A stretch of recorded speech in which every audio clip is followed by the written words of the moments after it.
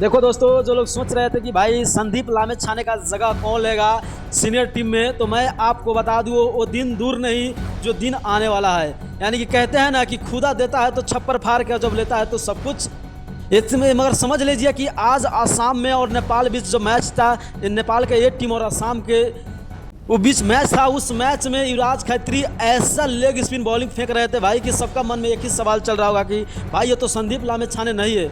मगर आप सोचो मत, संदीप लामेछाने नहीं है, ये नए युवा गेंदबाज युवराज खत्री हैं जो खतरे का घंटी बजाते हैं। मैं आपको बता दूं दोस्तों, आज यानी कि असम में एक ही नाम गूंज रहा था, युवराज खत्री और विवेक यादव। भाई विवेक यादव और युवराज खत्री ने गजब तहलका मचाया। यानी कि युवराज खत्री ने तो बॉलिंग से तहलका मचाया ही मचाया। यानी कि मैं आपको बता दूं, विवेक यादव ने बॉलिंग से भी और बैटिंग से भी इतना तहलका मचाया कि भाई असम वाला सोच रहा होगा कि भाई हम लोगों को कल बारिश ने बचा लिया।